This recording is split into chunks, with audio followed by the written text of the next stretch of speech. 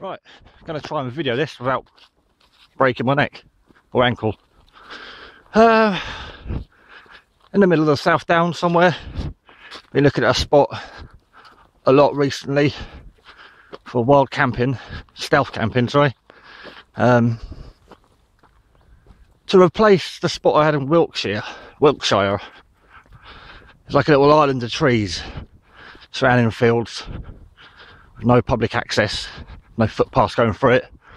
It was great. If you'd subscribed to me for a while or seen my wild camping videos, you'll know the little spot I used to love going there. Round here though, it's a nightmare. Car park I've just pulled up in is 23 hours maximum stay, so that'll be a quick overnighter. Signs up everywhere like no camping, no fires, no motorhomes.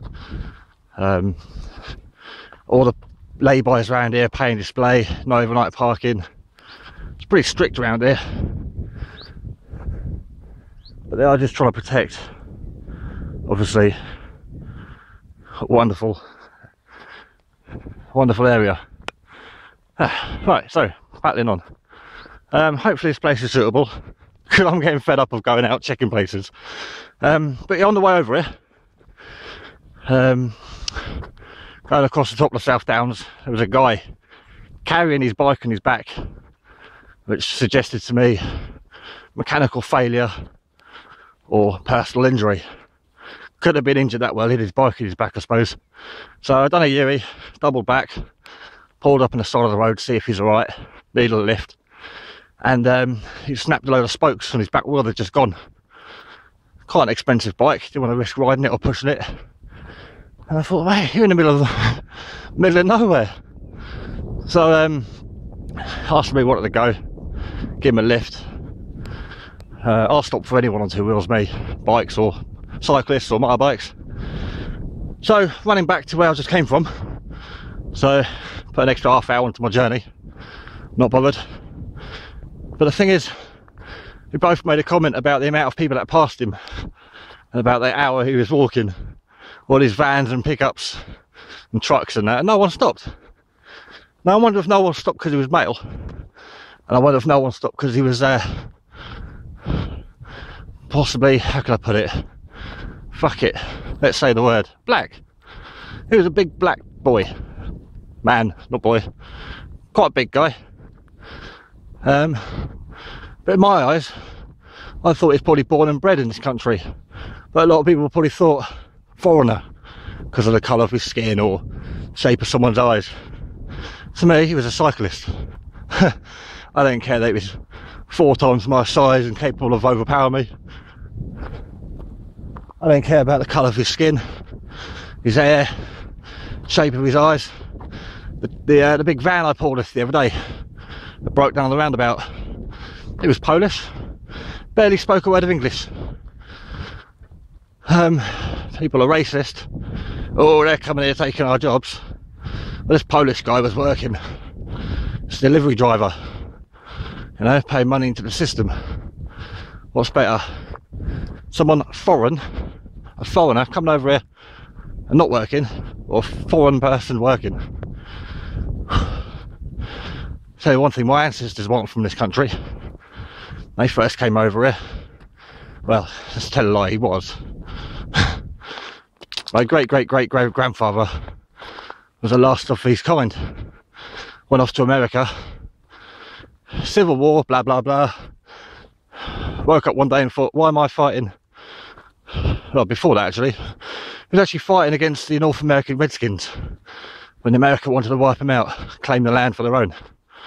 He woke up one day and switched sides. He was court-martialed, sent to prison, got released, went back to one of the tribes, married the chief's daughter, came back to Britain. So 47 generations ago, we started knocking out these funny coloured, dark-haired babies with a North American Redskin Indian historical background. So yeah, hats off to my great grandfather. He didn't just stop for a cyclist, he changed sides during the war. Anyway, sheep, And what we came out for, look at that, looks promising. Haven't seen any signs yet. I'm going to get a bit closer so I don't have to walk too far across a field. But that's what we've came for. Gonna have a little scout around there, or recce as some like to call it, and hopefully there's some deadwood and some trees for my hammock. It's in a valley, a little bit sheltered, always a good thing.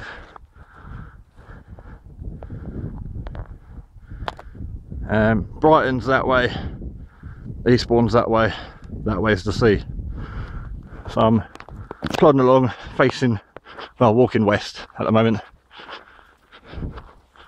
Got to get back to you when I get around this corner, and I've worked out an entry point.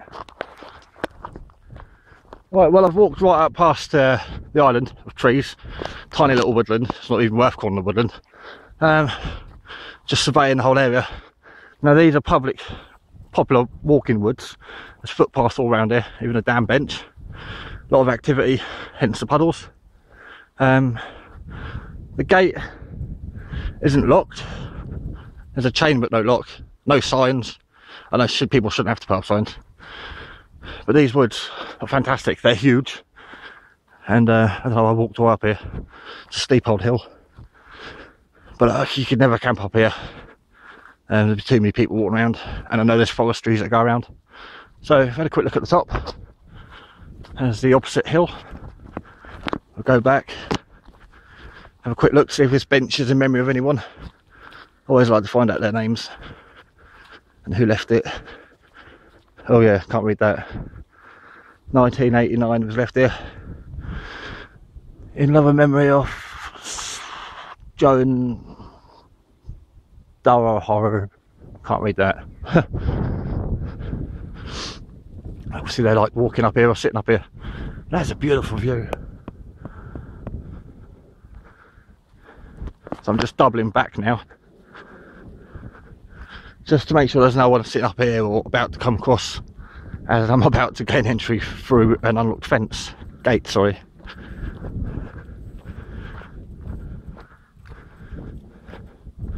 Look at that view for the morning. It's quite windy up here. And there's obviously tractors up and down there quite a lot of ruts, left and right. There's the gate, and there's the trees. Right, actually, before we go in, you might think I'm in the middle of South Downs. There's loads of places to camp. Just look at that little bit of a hill there, all those little treed up areas.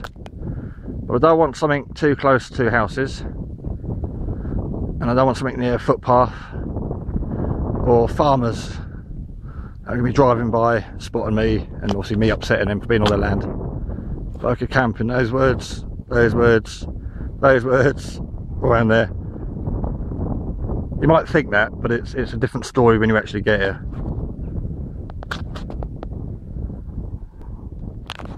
There we go, just spotted like a little bit of a sty and some beehives.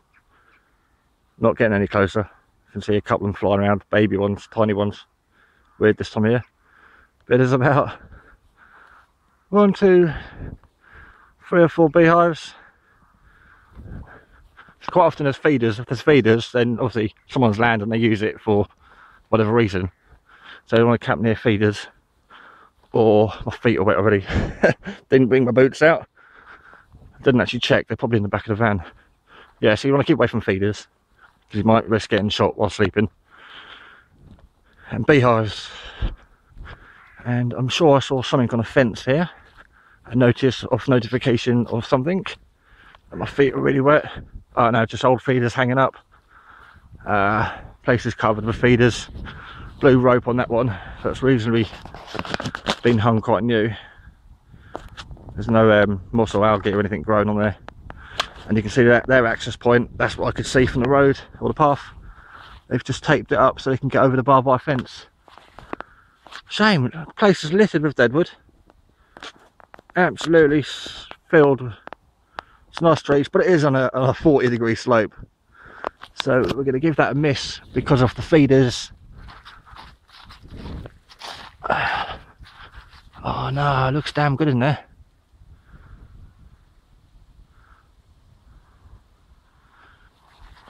This is obviously how they're getting over. I still like it actually. A little left and right check. Sod it, we're going in. Unless someone's been like, I don't know, putting these feeders up without permission, and then I'm going to get the blame. Climb over a tree. Not sure about those beehives, but they're all the way over there. This is secluded. I want something that when you're in here, no one can see.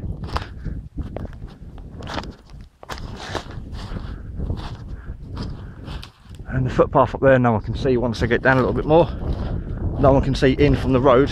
Check that out on the way in. Checking the path for any sort of man-made traps, anything dangerous. The ground's sturdy. Nice spot here.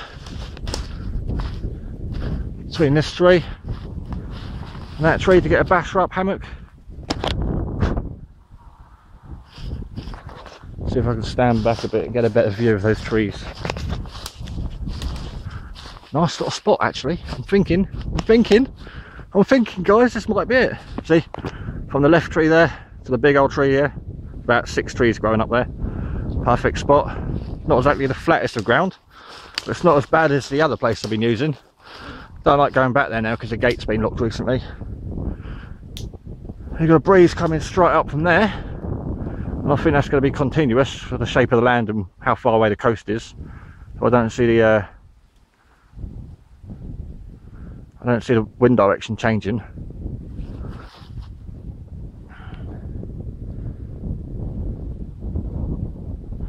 But I like it. Footpath is over there. No one's going to sort of see me in here unless they're like really badly looking, you know, once you've got the basher up and all that. But pretty well camoed. Plenty of dead wood and sticks lying around.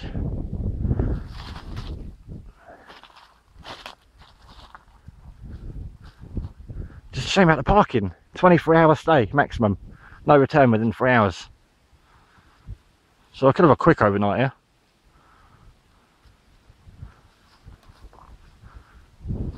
It's quite an awesome little view.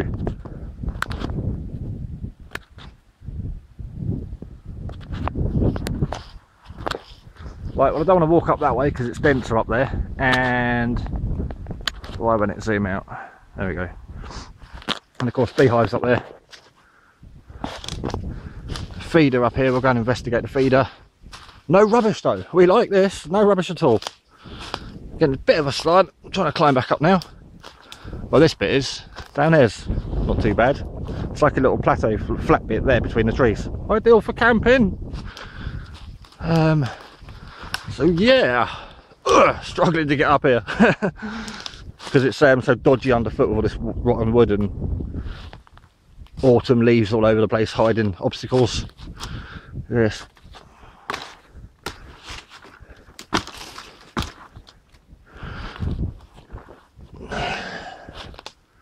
And there's the footpath over there.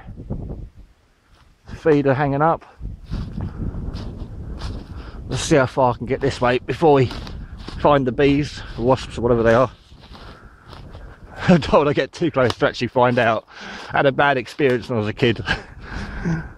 And it involved me running off screaming like a bitch.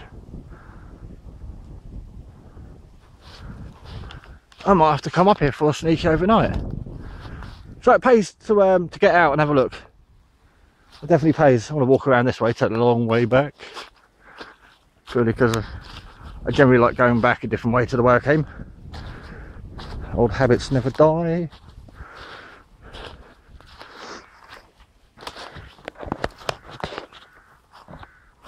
Not perfect, but I do like it.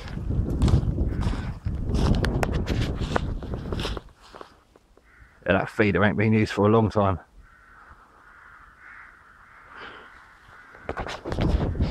Right, well, quite possibly. Should have bought a brew kit, really. I've got a couple of weeks off work. I want to do a bit of stealth camping because it's been a while. And hey, we all know I like the weather, the winter weather, the bad weather.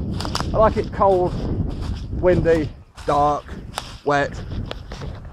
It makes it more enjoyable. In the summer you just sit there hot, too hot to do anything. Oh, I like this bit here. So this is generally quite flat. Clear all this out of the way.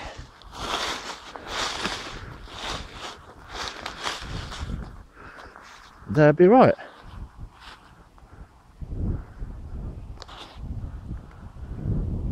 I'm going to give it a rating of about 7 out of 10.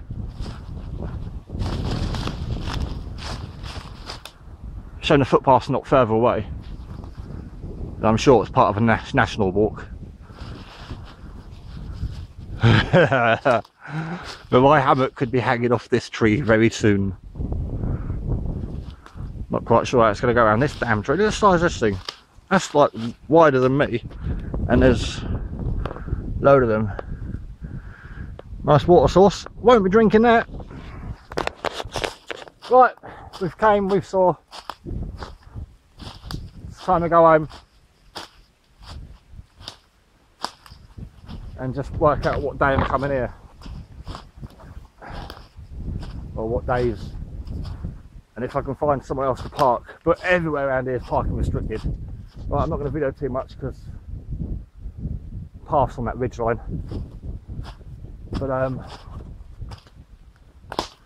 yeah, we likey.